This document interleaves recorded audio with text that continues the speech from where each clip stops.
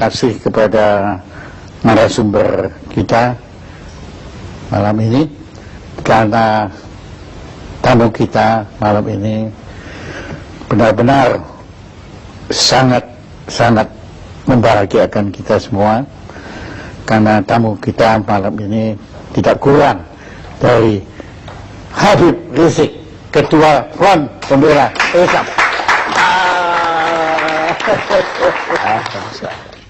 Sebelum kami mengundang Habib itu dan kami cerita kepada teman-teman kami, mereka semua terkagum-kagum.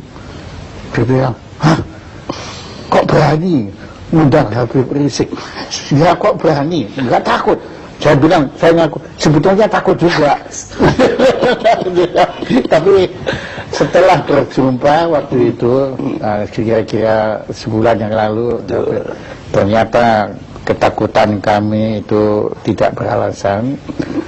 Karena ketakutan kami kepada Front Pembela Islam itu, apalagi ketuanya, itu didasari oleh pemberitaan-pemberitaan media massa.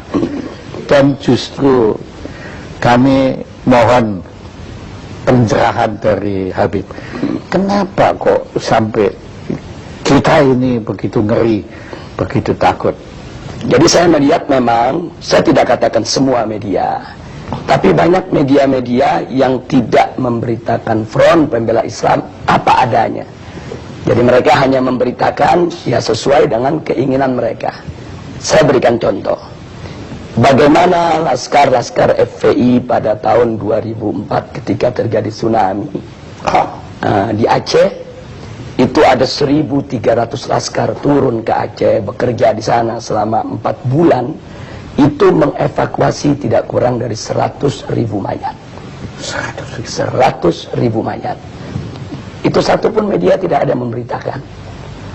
Nah, kemudian begitu juga bagaimana kerjasama FPI umpamanya dengan Kementerian Sosial di dalam program bedah kampung. Jadi ada satu program bedah kampung yang dilakukan oleh Kementerian Sosial yang FPI diajak untuk bekerja sama. Dan kita buat MOU resmi.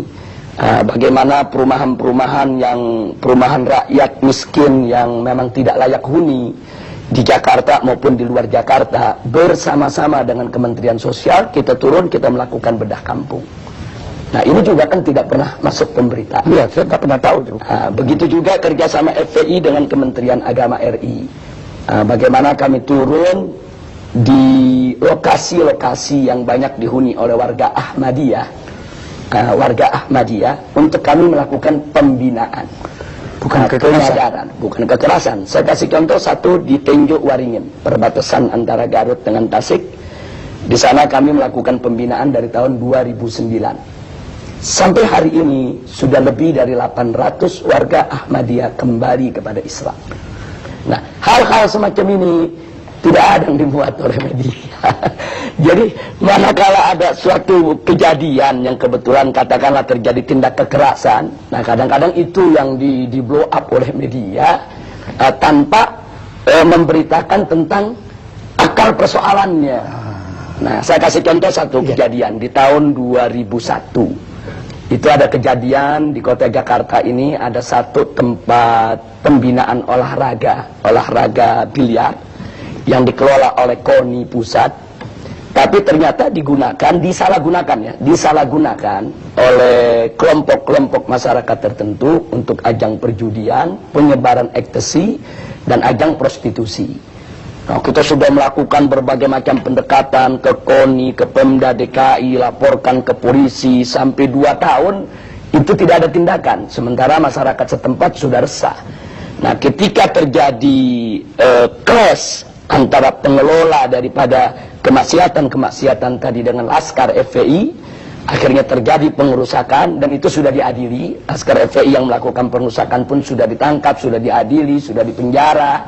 Tapi akhirnya tempat olahraga itu pun sampai saat ini tidak dijadikan tempat maksiat lagi. Jadi sampai di penjara berarti memang FPI ini tidak membenarkan kekerasan. Ya, kita tidak membenarkan kekerasan. Artinya kalau memang ada laskar kita yang bersalah, kita serahkan ke polisi.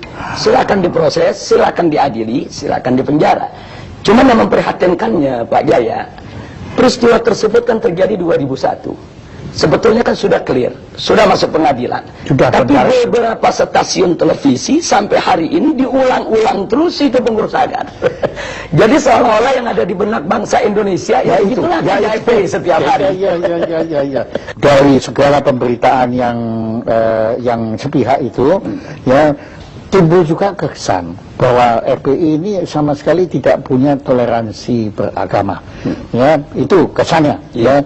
Nah, kemudian saya agak heran karena waktu saya berkunjung ke kediaman Habib, ternyata rumahnya Habib di sebelah gereja.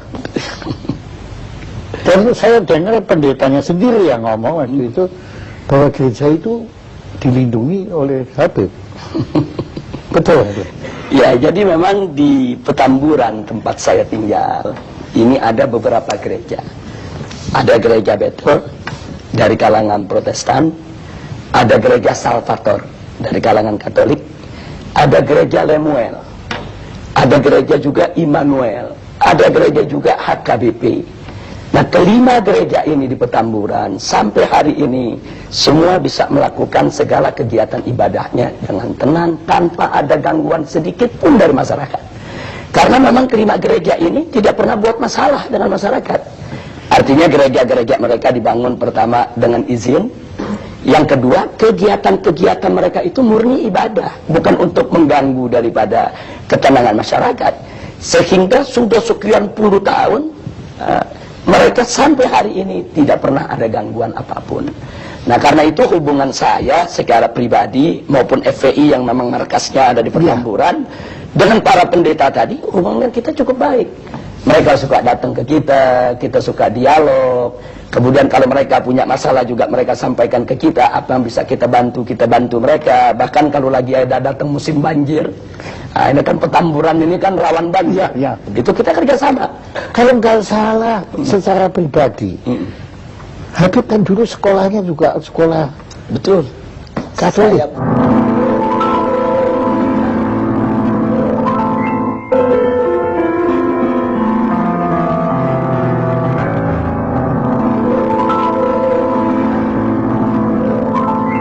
Saya di SD negeri di Petamburan, dan waktu saya SMP Kristen Bethel. Memang tidak jauh dari rumah saya, karena memang waktu itu kan saya lulus SD ini kan usia masih terlalu muda. Badan saya juga masih terlalu kecil. Orang tua kan khawatir kalau saya disekolahkan di tempat-tempat yang jauh.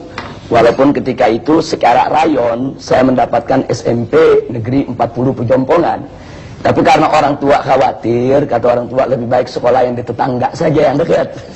Dan itu Anda lakukan. Dan sebetulnya saya waktu itu sempat menyatakan juga, Ibu, kalau saya sekolah di situ apa nanti nggak khawatir? Ini kan sekolah lain agama. Nah, saya masih ingat betul, saya punya ibu ketika itu jawab, nggak usah khawatir, kamu kan haji, ada ustadz. Setiap siang kan kita ada pengajian, sore kan juga belajar sama ustadz-ustadz yang lain. Jadi dengan banyaknya ikut pengajian, nggak usah khawatir lah. Toh kamu belajar di situ kan belajar pengetahuan umum. Iya. Saya pikir juga sekolah-sekolah Kristen yang manapun, dimanapun di Indonesia selama ini, kalau tidak ada pemaksaan kepada murid yang beragama lain untuk belajar agama yang tidak dianutnya, kan no problem. Iya. Nah, dalam ajaran Islam pun kita punya pilar-pilar toleransi, Pak Jaya. Yang pertama adalah sebagaimana Allah firmankan dalam Al-Quranul Karim, la ikraha fiddin, tidak ada paksaan dalam agama. Artinya setiap seorang muslim itu tidak boleh melakukan pemaksaan dalam bentuk apapun kepada orang lain untuk masuk ke dalam ajaran Islam.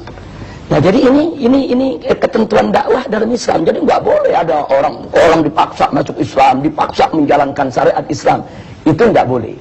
Nah, itu yang pertama. Jadi artinya la ikraha fiddin, tidak ada paksaan dalam agama. Ini merupakan pilar toleransi dalam ajaran Islam. Yang kedua, itu tidak boleh ada caci maki terhadap agama lain. Bahkan Allah ingatkan, nanti kalau kau hina mereka, nanti mereka akan menghina Allah. Nah, jadi kalau nggak mau dicubit, jangan nyubit, kan begitu. Nah, jadi ini pilar toleransi dalam ajaran Islam. Nah terus yang ketiga ada lagi pilar toleransi yang lain, yaitu dalam urusan ibadah, lakum dinukum waliyadin. Kata di dalam Al-Quran ini Allah menyatakan kepada umat Islam untuk menyampaikan kepada orang-orang yang di luar Islam, lakum dinukum waliyadin. Bagi kalian agama kalian, bagi saya agama saya. Jadi agamamu, agamaku, betul. Artinya karena itu Pak Jaya, dalam toleransi bagi umat Islam ini memang sudah harga mati. Jadi ya, aduh, ini kesan semua yang kita peroleh bukan seperti itu. Ya, yang ini kan penyesatan opini yang dilakukan oleh sejumlah media. Saya tidak katakan semua media, tapi ada media-media yang punya kepentingan. Salah kita sendiri kok kita tersesat itulah. Ya, itu dia. Ya, karena ya apa yang kita dengar, ya agama yang paling tidak toleran itu adalah agama Islam.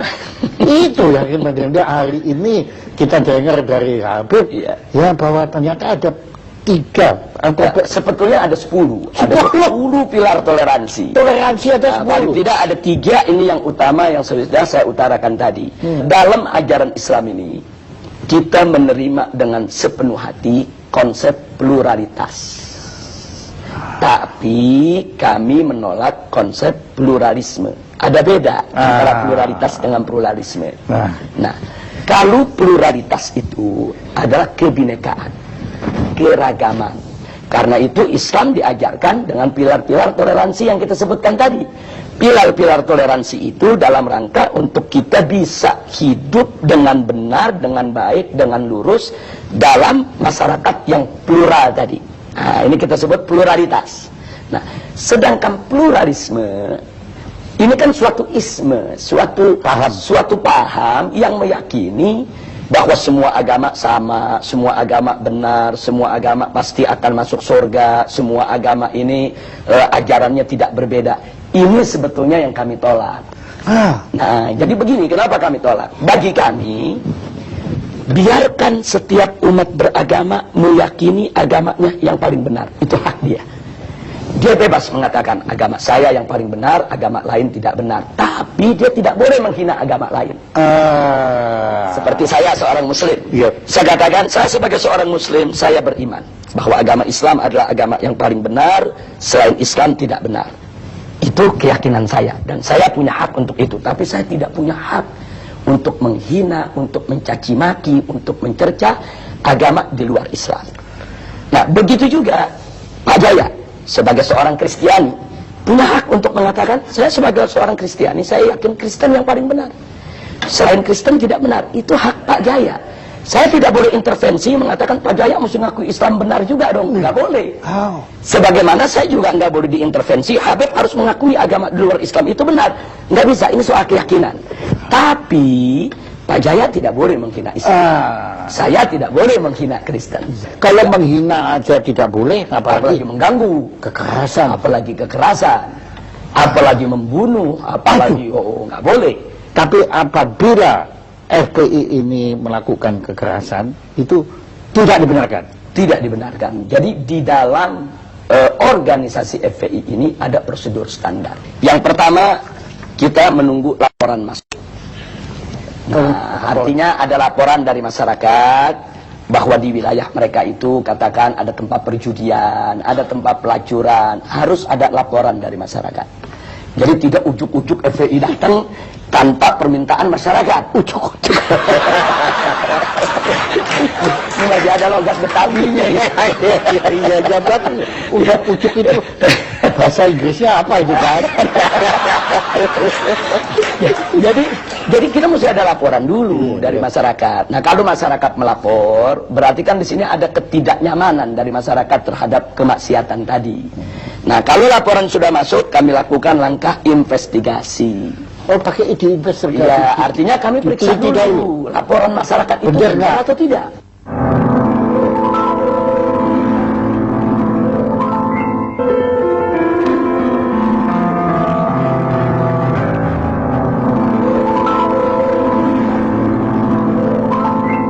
Kita himpun data, apa itu dengan film, apa dengan foto, kita himpun data. Jadi betul terbukti kalau di sana memang sesuai dengan laporan masyarakat tadi. Iya, jadi makin tidak ujuk-ujuk gitu. Betul.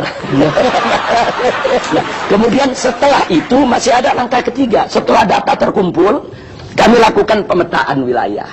Oh? Nah, maksudnya pemetaan wilayah begini. Kalau mayoritas masyarakat di wilayah tersebut setuju dengan tempat maksiat tadi, mungkin ada anaknya yang bekerja di sana. Mungkin ada warganya yang jadi tukang parkir di sana. Itu diperhitungkan. Kita itu namanya pemetaan wilayah. Nah, andai kata masyarakat di sana masih mendukung tempat maksiat tadi, maka kami sebut wilayah dakwah. Kami harus kirim ustadz, kirim guru, kirim pendai, pendakwah untuk menyadarkan masyarakat kalau maksiat itu berbahaya bagi kehidupan mereka. Itu bisa setahun, bisa 2 tahun, bisa 3 tahun, bisa 5 tahun. Kesadaran masyarakat ini Dan itu pernah terjadi. dan memang sering, bukan pernah, sering terjadi. Makanya ada sejumlah tempat maksiat sampai hari ini tidak disentuh oleh FPI. Nah, orang yang tidak paham, mereka pikir, oh ini nyetor sama FPI. Kan begitu. Iya, padahal yang mau tanya nggak sampai hati. Bebas saja untuk ditanya. Ujuk-ujuk tanya. Jadi maksudnya kalau tempat tersebut, kalau warganya masih mendukung, kemudian kita melakukan satu aksi fisik lah katakan, itu kan akan jadi konflik horizontal antara FPI dengan masyarakat, Pak Jaya. Dan itu Dan dihindari. itu tidak boleh. Kalau setelah kami investigasi, ternyata masyarakat mayoritas memang nggak suka dengan maksiat tadi. Cuma mereka tidak tahu jalan bagaimana cara menutupnya. Mereka sudah lapor ke RT, ke RW, ke lurah, tapi tidak membuahkan hasil. Nah, ini kami sebut wilayah hisbah. Artinya dukungan masyarakat kan kita sudah dapat. Nah, tinggal bagaimana menuntun masyarakat tadi untuk menutup tempat maksiat tadi. Bagaimana cara kami tuntun? Kami bawa mereka ke tingkat yang lebih tinggi. Kami bawa ke camat, kami bawa ke gubernur, kami bawa ke DPRD untuk dialog. Kami ajak mereka untuk mendemo secara damai, kirim surat, kumpulkan tanda tangan masyarakat yang minta itu ditutup. Nah, manakala aparat sudah turun, tutup, karena tekanan masyarakat begitu kuat, tugas FPI selesai. Makanya saya pernah dengar Habib bilang kalau tidak ada maksiat, kan bilang Iya. diminta FPI Bubar. dibubarkan. Iya. Habib bilang apa waktu Ya, itu? jadi kalau maksiat itu sudah tidak ada di Republik ini, pemerintah menegakkan hukum secara benar, FPI bubar sendiri. Saya kasih contoh.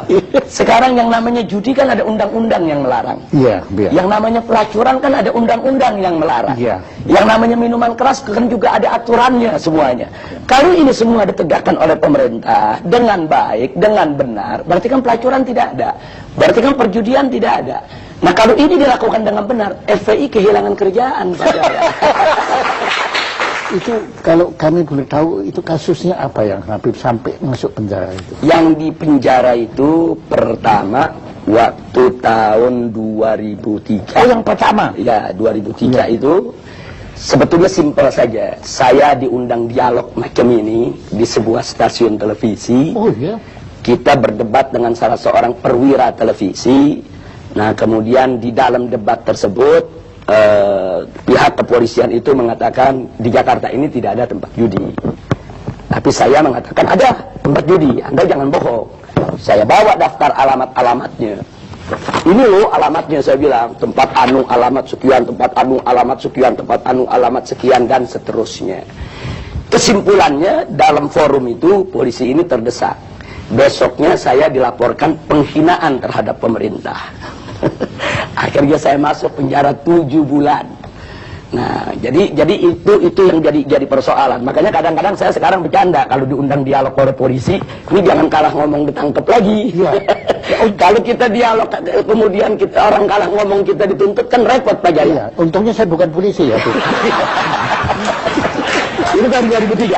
Itu pertama. Ya, tapi kalau waktu tahun 2000. Tapi hikmahnya Anda menulis ini ya, Bu. Ya. Betul. Nah, adapun pada tahun 2008 itu terkait dengan peristiwa insiden Monas. Nah, karena di insiden Monas itu kan ada kejadian Laskar Islam, itu kesatuan daripada berbagai macam ormas, terjadi bentrok. Ya, itu dengan komponen masyarakat yang ingin memperjuangkan untuk membela atau menolak Kepres pembubaran Ahmadiyah. Sebetulnya itu tidak perlu terjadi, cuman karena ada orasi-orasi dari kelompok mereka ini yang yang provokatif dengan mengatakan Laskar Islam ini dengan kata-kata yang nggak bagus lah, tidak layak untuk saya ungkapkan di sini. Akhirnya laskar-laskar terprovokasi nyerang mereka. Nah, tapi karena di antara mereka ada FPI, yang kena biangnya kita, yang kena biangnya Pak Jaya. Dan ada yang ujuk-ujuk masuk penjara. Pada saat kita ditangkap, polisi pun ditanya, ini Habib Rizik ditangkap pasalnya apa? Oh, nanti pasalnya lagi dicari dulu. Kalau itu pendapatnya ujuk-ujuk itu. Tapi nggak apa-apa, itu semua ada hikmahnya. Ada terima itu dengan... Oh ya, itu resiko perjuangan, kita terima tanpa dendam, dan saya ambil hikmahnya. Tanpa dendam. Tanpa dendam. Nah, alhamdulillah. Nah, terima kasih Habib. Ya, ini suatu pencerahan, satu pelajaran, pengalaman, masukan informasi bagi kita semua untuk lebih bisa memahami makna perjuangan FPI yang sebenarnya. Ya, dan moga-moga juga siaran talk show yang sederhana ini ya itu bisa didengar juga oleh pemirsa-pemirsa sebanyak mungkin, supaya mereka pun atau kami, ya saya beratasnya mereka juga bisa memahami, dan kita bukan lagi takut, bukan lagi curiga, bukan lagi benci pada FPI, tapi kita mungkin bisa bersama-sama FPI untuk memerangi maksiat di angkara murka di negara kita tercinta ini. Terima kasih. Saya juga ucapkan terima kasih, baik atas nama pribadi maupun atas nama FPI kepada Pak Jaya maupun forum talkshow-nya ini yang luar biasa. Kita juga di luar dugaan bisa diundang, bisa diberi kesempatan bicara dengan leluasa, dengan bebas. Dan di sini juga saya ingin menyatakan sebelum kita berpisah, FPI ini kan bukan malaikat. FPI ini kan juga tidak boleh mengklaim kalau dirinya suci. Wow. Di dalam FPI kan juga ada oknum-oknum yang tidak baik juga.